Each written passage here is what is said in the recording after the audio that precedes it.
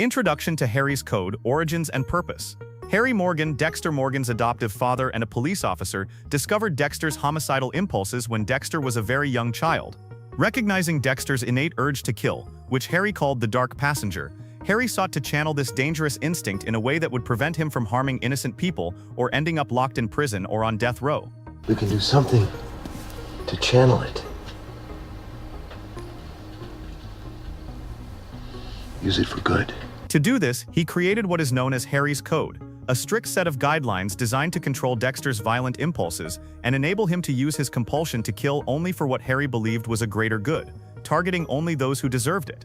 This set of rules was not only a survival mechanism for Dexter but also a moral compass meant to define what justified killing. The Code of Harry was carefully crafted to ensure Dexter could live within society without detection while satisfying his need to kill, making it both a protective and a controlling framework. This code was developed with the consultation of Dr. Evelyn Vogel, a psychiatrist who specialized in sociopathy, to help shape Dexter's behavior and morality.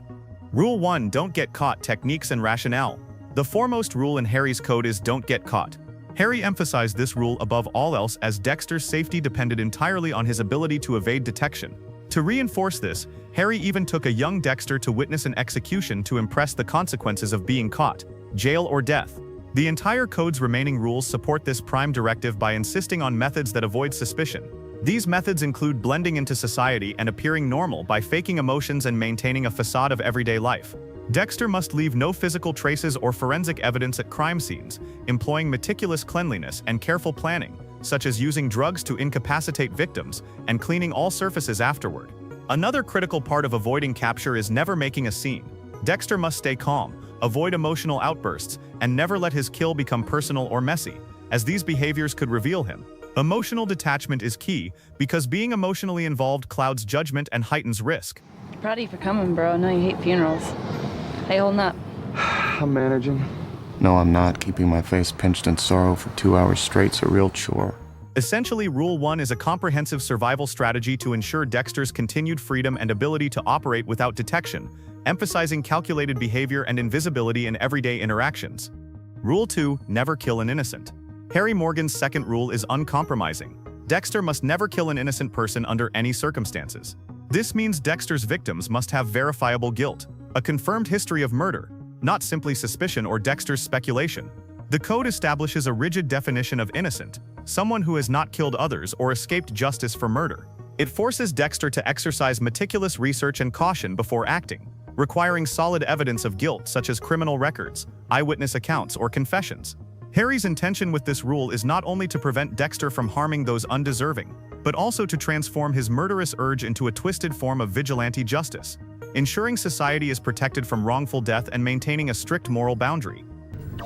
I can't kill this man. Harry wouldn't want it. And neither would I. However, throughout the series, Dexter's adherence is tested by emotional stress, danger, and circumstances that threaten his exposure, occasionally resulting in lapses that weigh heavily on his conscience and highlight the severity of this rule's demands. Rule 3: Targets must be killers who evaded justice. Harry Morgan was clear and specific that Dexter's victims must be proven killers who have already been charged or identified by the justice system but somehow evaded conviction or punishment. This rule ensures Dexter is not acting as a judge or arbitrator on mere suspicion or personal vendettas, but is correcting the failings of the legal system. Before killing, Dexter must conduct thorough investigations to verify the target's guilt beyond reasonable doubt, based on records, evidence, or confessions. The intent is to strictly limit Dexter's victims to those who have demonstrated a clear pattern of lethal violence and escaped justice. The cops arrested my favorite valet, but his lawyer got him off on a faulty search warrant. It's a good thing I don't bother with them. Harry's guidance here is about maintaining a moral boundary. Dexter's killings are not about vengeance or suspicion, but about justice where the system has failed. This rule acts as a safeguard to prevent misuse of Dexter's power or harming anyone who is not definitively a violent offender. Rule 4: Killing must serve a purpose. At the core of Harry's Code is the principle that every kill must have a clear, justifiable purpose. Killing is never random, impulsive, or for personal gratification. It must be a deliberate act aimed at preventing future harm, protecting innocence, or balancing the scales of justice. Harry created this rule after realizing Dexter's inherent urge to kill lacked intrinsic morality. Killing must serve a purpose, otherwise it's just plain murder. You understand? stripping Dexter's actions of any ethical standing. This rule forces Dexter to maintain self-control, ensuring his dark passenger operates under strict guidelines rather than chaotic bloodlust. It also grounds the code in a quasi-moral philosophy. Dexter's actions, while illegal and violent, are channeled toward a higher societal good by removing dangerous criminals who continue to harm others. Thus, the code frames Dexter's vigilantism as a necessary evil, with discernible limits on when and why it is executed. These two rules together underscore the balance Harry sought, directing Dexter to target only confirmed killers who have manipulated or escaped the law, and ensuring each killing has a calculated, justified outcome beyond mere violence.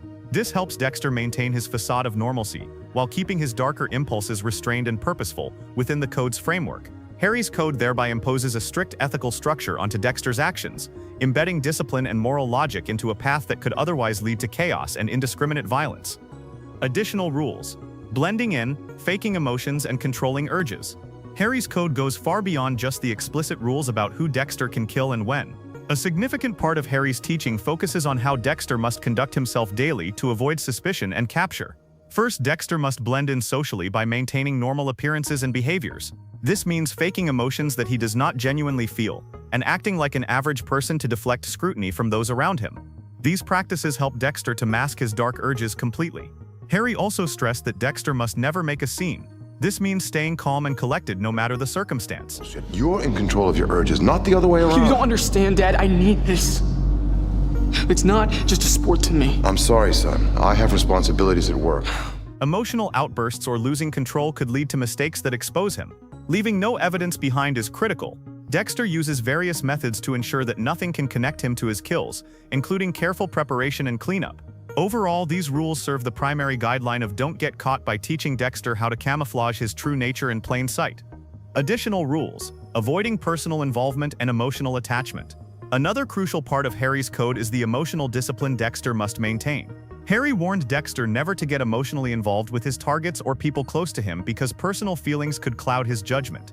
This detachment ensures that Dexter's kills remain objective and justified purely on evidence and necessity, not on revenge or emotional impulse. Similarly, Harry instructed Dexter not to make things personal. Making a case personal would interfere with the necessity for cold clinical decision-making. Romantic relationships and close family connections are particularly dangerous, as intimacy is hard to fake and could lead to exposure or mistakes. Okay, that was close.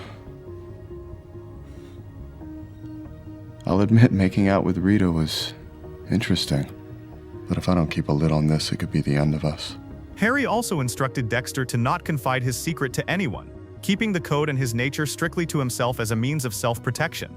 These emotional boundaries are designed to protect Dexter's mission and his survival by isolating him from vulnerabilities. Hidden and implied lessons: emotional isolation and control. Harry Morgan's code is not only a set of rules for Dexter to follow in killing, but also a framework that profoundly shapes Dexter's psychology. Dexter grows up emotionally isolated, partly because the code encourages him to suppress normal emotional responses and human empathy to function as a killer without guilt or remorse. This emotional detachment is reinforced by the dark passenger, a metaphor Dexter uses for his compulsion to kill, representing a fragmented part of his psyche that dissociates violent urges from his conscious self. Harry's code imposes strict emotional control, encouraging Dexter to fake normalcy and mask his true nature, which hinders Dexter from forming genuine emotional connections and leads to a lonely, disconnected existence. Why do you always do this? Do what? You shut me out. Like your birth father that lived up the highway your whole life and never tried to contact you. I still don't know how that makes you feel. The code's strict boundaries paradoxically deepen Dexter's alienation, as every personal relationship risks exposure or violation of his secret life. Impact of the code on Dexter's life and psyche. The code of Harry shapes Dexter's identity and behavior profoundly. It serves as a moral compass that legitimizes his violent impulses by giving them a purpose, targeting only those who have committed murder themselves but escaped justice. While this provides Dexter a rationale for his killings, it does not imbue him with true empathy or emotional understanding. Instead, it hardens his detachment from conventional morality and human relationships, reinforcing his isolation and emotional repression. The code acts as a survival mechanism that channels his dark passenger safely, allowing Dexter to blend into society and maintain a facade of normalcy. However, it also traps him in a cycle of self-justified violence and internal conflict, where moments of vulnerability expose his struggle with identity, morality, and the meaning of humanity. Killing yourself isn't the answer, Dex. You don't get points for dying. Dying? Dad, I don't want to die. I'm just trying to figure out some way to feel alive. The psychological burden of living by the code is evident in Dexter's repeated internal conflicts and the difficulty sustaining relationships, highlighting the toll of such profoundly compartmentalized existence. If you found this deep dive into Harry's code insightful, the story doesn't end there. Understanding Dexter's survival also means looking at the forces shielding him from capture.